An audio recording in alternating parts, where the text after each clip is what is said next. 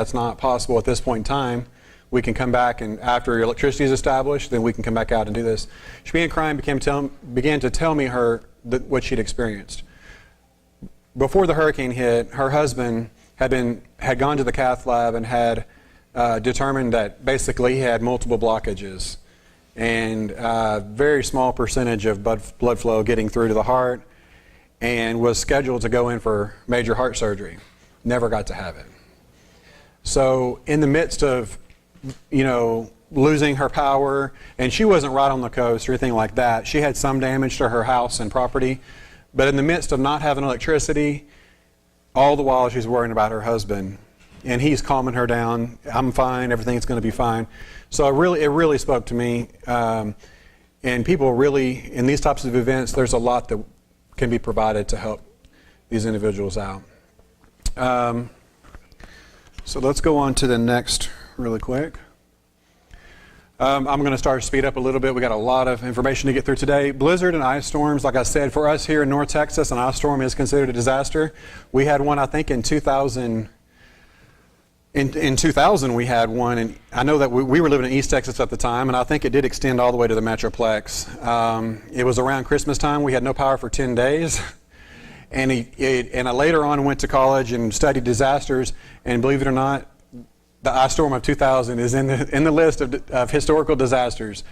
Again, something that happens every day up north. Not a big deal to them in the wintertime, but for North Texas, it was severe. We were driving our motor home to go get fuel in it just so we could come back and have some heat, lighting fires in the fireplace and things like that. So ice storms are a big deal around here. Up north, they deal more with blizzards. Can get kind of all kinds of damage to infrastructure and inability to provide basic public services. And that's why we talk about power outages being so severe. A lot of things can cause a power outage, but when you have limited basic public services, it's when society starts to kind of go, what are we doing here? But things that the disaster team can provide to these types of situations, coat drives, and really looking in on the elderly is a really big one. Your vulnerable populations, we call them at-risk individuals, whether they have some type of comorbidity or they're elderly or maybe both. Of course, young people fall, like toddlers and babies fall into that category as well. We can provide warm meals, coat drives, of course sheltering, and then a prayer and emotional support for these types of events. I'm going to go through flooding really quick, and then we're going to take a break. So I talked about flooding being mostly a secondary hazard. In a lot of events, it is a secondary hazard. If you have a hurricane, it's a secondary cause because of the hurricane. But flooding is extremely, was it the #1 killer of natural disasters was a flooding from a river, right, in China? So think about it that way. A lot of people say, oh, flooding, that's just what happens when you have a bad disaster. Trust me, flooding is the bad disaster that a lot of people don't realize. But you have severe damage to infrastructure, homes, property, lots of lives can be lost, mass fatalities, and then for months and sometimes years you can have residual effects, like basically a lot of buildings get condemned because they have mold growth. Significant impact to the water system. When you have a lot of flooding, a lot of times local water, public water becomes contaminated for periods of time. That can lead to other types of waterborne illness. So a lot of things that comes along with that. And we can provide a lot of the same types of care to these survivors, shelter support, food and water, of course prayer, and things like that. Yes, sir? No, Austin, a couple of weeks ago, was under the whole city over water. Yes, I heard about that. And the entire city had to boil their water, yeah. And then we had, a year or two ago that a lot of Houston was underwater. So it's a very devastating disaster, and it creates a lot of need. Is everybody doing okay? Good. All right. I hope it's interesting. We'll conclude. We're going to take a 10-minute break? We're going to take a 10-minute break, and we'll be right back.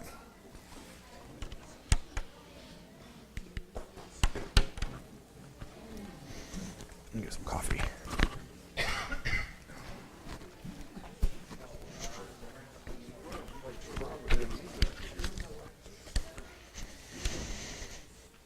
Get some more coffee. Good job, Brian. Thank you, Dad. Really. Appreciate it. I'm going to get some coffee.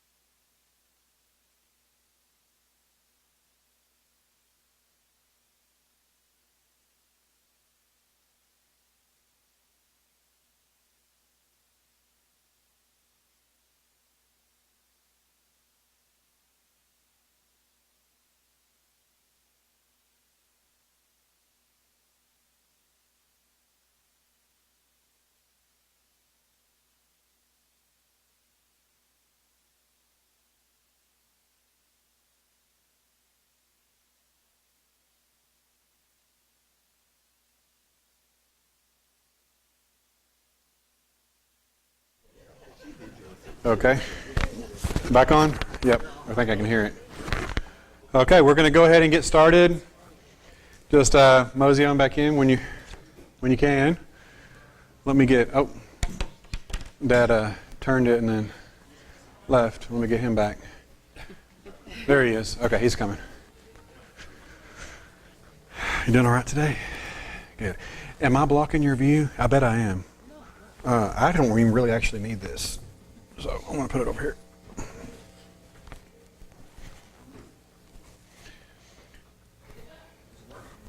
Yeah, just put it on the main slide if you don't mind. I think you can click on that little slideshow button on the bottom right. Oh yeah, you can do that too. Thank you, Dad.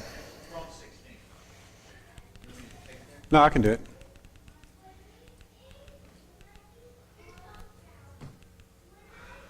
Okay, all right. So the next natural disaster we're going to look at really quick is earthquakes. Earthquakes happen everywhere. I think one question on the test had to do with, do earthquakes happen in the Midwest of the United States? Did anybody have, if you've looked at it yet, you might have seen that one. The answer is yes, they do. We get registered earthquakes here periodically. Usually they're rather small and you don't feel them, but we do get earthquakes in the middle of the United States. There's actually a fault line that runs through, well, I don't want to lie, but it runs through somewhere, I think, North Texas up through Oklahoma or somewhere in there. So earthquakes can happen anywhere. Obviously, the big destructive ones typically occur around the Ring of Fire. Does anybody know what the Ring of Fire is? That's another coined term. The Ring of Fire basically is, if you look at the Pacific Ocean from Alaska in the north all the way down the coast, all the way down the Mexico Pacific coast on the east side. On the other side of the Pacific, you've got Japan, the Philippines, Indonesia, a lot of other places like that. That whole area is called the Ring of Fire. They experience the most seismological activity. They get the biggest earthquakes. A lot of the world's tsunamis that occur, unfortunately, happen in that area of the world. And then they even have the most volcanoes in the world as well, in that area called the Ring of Fire. Anyways, earthquakes obviously are very destructive in a lot of cases. You have a lot of destruction to infrastructure. Here you can see this is a picture of basically a road in an area that's destroyed. A lot of homes destroyed, and of course people perish because of being in and around other structures that crumble in an earthquake. Missing persons is a huge thing in earthquakes. That is a really key aspect of when you think about immediately following an earthquake type of disaster. It's missing persons. It's family reunification is what we call it. Family reunification is a very difficult concept a lot of times to master for the emergency management community. They've gotten really good at responding to a disaster quickly.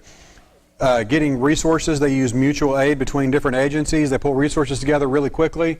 But family reunification, missing persons is still a large area for improvement. You have, of course, loss of water treatment facilities, the need for shelter operations, evacuations, if you can get people out, getting them out of the affected area as quick as possible. I would like to say, just to clarify, when we talk about missing persons, in most cases, as a disaster relief team member, you will not be asked to go in and search for remains or for people. That's going to be the job of first responders. That's not to say, and especially if you're in a different part of the world, that someone might say, come on, let's go. We need your help. Okay? So it all depends on the resources that are there at the time. You may get pulled to that, but it's typically not something that a disaster relief team member is going to be responsible for. Because again, we're second responders. We're not first responders. All right, we talked about that. Wildfires is another one. Yes, sir. So will the first and second responders be on site as a rule at the same time? His question was, as a general rule, and disasters, do the first responders and the second responders come on site at the same time? The answer to that is no, not usually. Here in a little while, when we talk about forming the disaster relief team more specifically, we'll talk about a concept called rapid response team. It's basically a small unit within your team that goes out ahead of everyone else and assesses the situation. Sometimes it can be hours, sometimes it can be several days, or even a week or two before the disaster relief team makes it out post the actual impact of the event. It all depends on the type of event that's occurring. But again, disaster relief team, your job is not to save lives. Your job is to provide relief and meet the needs of the victims of the disaster. Very good question. Wildfires are very destructive. We do get those sometimes around here, but most of those are out in the California area. The West Coast is very dry. Lots of wildfires out there. You hear about it probably every other year or two. You'll see a lot in the news about a lot of homes lost and things like that. I did mention 3 different classes of wildfires. Again, I don't want to get too far into the weeds, no pun intended, but surface, ground, and crown are 3 different types of wildfires. Surface fires are simple. Don't get too hung up on the terminology, but surface fires move along the surface, right? They move along the ground floor. Vegetation burning. Whereas crown, that's it. Think of a crown like the crown of your head. A lot of those fires are really moved by the wind. And when you're talking about the West Coast specifically, you got a lot of mountains, and you got a lot of wind that basically flows with the mountains. These are called crown fires, and they hop from the tops of trees, okay? And then ground fires are more common we see around here. You'll see a brush fire, for example. They can be started by a lot of different, sometimes they're intentional, right? They're man-made. A lot of times they're started by lightning or other things like that. Oh, some relief provided in wildfires. You have a lot of people that need medical help in wildfires. Smoke inhalation is the number one symptom that you come across with these types of individuals. Hyperthermia. Hyperthermia is the opposite of hypothermia. So a lot of people think of hypothermia, you get really cold, right? Hyperthermia is the opposite. Think of heat stroke. That's hyperthermia, okay? Elevated stress and cardiac events. This is not specific to just earthquakes. Any type of a traumatic event, whether it's a disaster or some other type of an event, maybe a car accident, people tend to have other types of stress-induced events following that. It's very common. That's why we check vitals a lot of times after a disaster. Even if someone says, well, I wasn't directly impacted. We talk about that emotional piece. Everyone's impacted by a disaster. Okay. There's a term called family assistance centers. After a disaster, the health department is usually responsible for setting up a family assistance center. A lot of times FEMA, Red Cross work together in these as well. And after a disaster, that's basically an area. Sometimes it's inside of a local school in a gym or a cafeteria. Sometimes it's out at the scene of the disaster. But for 2 or 3 weeks, there's what they call the Family Assistance Center. People affected by the disaster can come to that one central location and they can receive all kinds of information, assistance. They can fill out forms. The federal government has a lot of financial assistance for families affected by disasters. After Hurricane Katrina, anybody see the FEMA trailers? They called them the FEMA trailers, right? That's an example of that. There are funds and things set aside to help victims in the United States. And so these family assistance centers are where the victims and survivors will go. And a lot of times, if you go deploy as a disaster relief team, you may be working inside of a family assistance center, answering questions, helping people out, helping them fill out a simple form, things like that too. Okay, we talked about volcanoes. We're not going to spend more than a few seconds on this one. Obviously, there's no volcanoes around here. We do have volcanoes on the west coast and the northwest. We have volcanoes on the other side of the Ring of Fire, Indonesia, and a lot of those islands. If you go south into the Caribbean, we actually have Montserrat and some others down in that way. But again, if you look on the globe, you can draw a big circle. You can pretty much find most of the world's greatest volcanoes in that circle.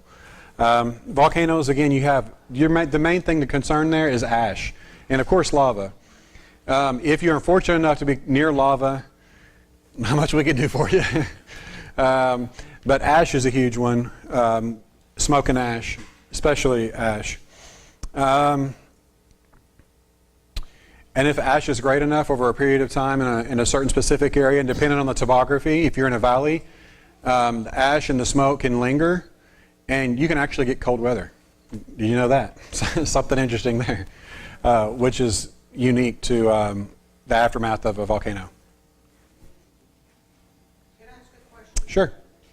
Like with Hawaii that had recently, how long does it just stay black like that? Or does it come up eventually, just like a fire does? Well, and I'm not an expert in volcanoes. I just know just enough about disasters and how volcanoes relate to that. But I know that basically you have basically active volcanoes and you have what they call inactive volcanoes. And I think the way they define the two is how long it's been since the last eruption. That's not to say that something that they consider inactive could not ever erupt again. It's basically a fissure or something from where the magma below the earth has at one point in time has come up to the surface. Oh, you're talking about the vegetation?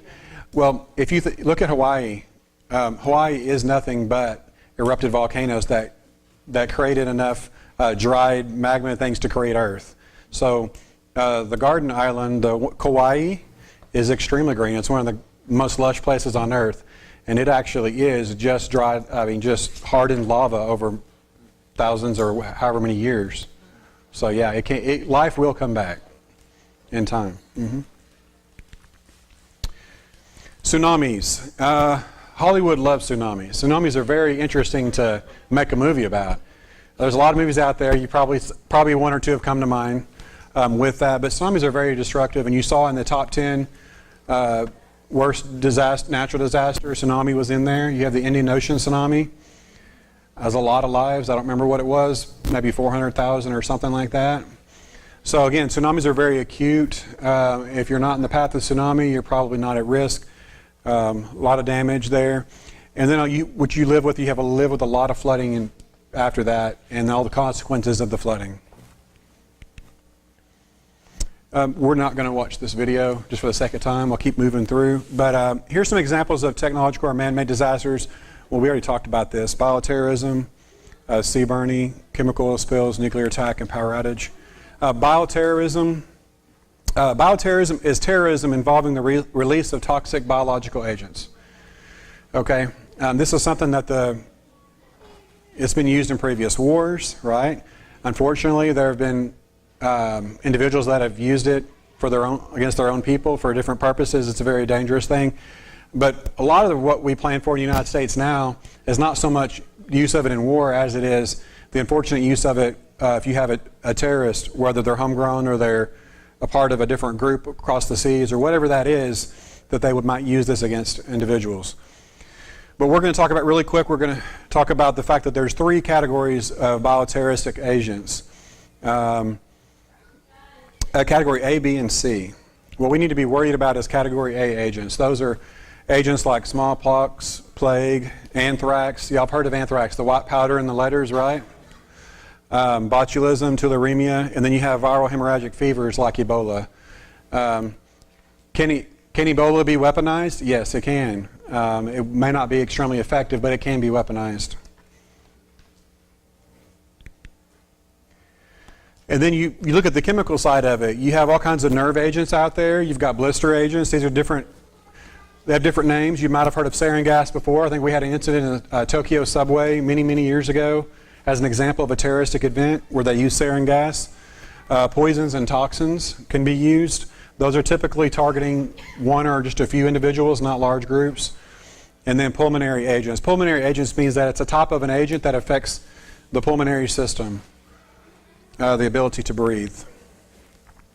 So what's the difference between radiological and nuclear? Think of like a dirty bomb.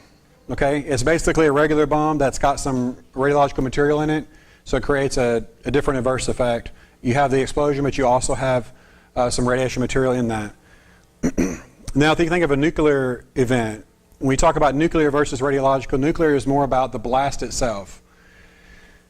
If you're looking at a nuclear event, a detonation, when it occurs, you'll have retinal scarring. Okay, there are very intense events, and then the blast destruction itself, they're very powerful. And then, of course, what happens after a nuclear weapon is detonated is the fallout. It's the radiation fallout that can occur for years. Radiation is unlike chemicals, and radiation has a half-life. Chemicals can be neutralized in some instances. Radiation cannot. There's places where they've tested nuclear weapons in the 50s and 60s that are still hot today, different islands and places. So it's a different type of thing to be concerned about. All right, so we're going to keep going. Explosive devices are the most common. Whoops. Move the wrong way.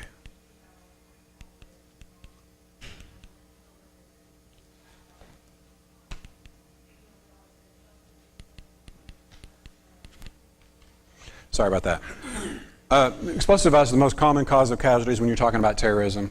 Unfortunately, we're just going to spend a few minutes on terrorism, but it is a type of disaster that disaster relief teams can come in and help in after a terroristic event. But explosive devices like pipe bombs and things like that are the most common. They're the easiest to create. We saw an attempt at some of that in the last couple weeks sent to various government officials. That could have went bad, okay? That could have went really bad. And this is an example of that. You have mass fatality management to deal with. In other words, what are we going to do with all of the remains of the individuals affected? Forensic investigation. So now you're talking about a crime scene. When you talk about terrorism, it's not just the disaster and helping the survivors. Now you're deploying into also what is a crime scene, and you have to be sensitive to that as well. And remember that in these types of an event, you go deploy to provide relief. Law enforcement is typically in control of that area. So they're going to be in control of what you can and can't do. Oil spill. This is a picture from the BP oil spill, 2010.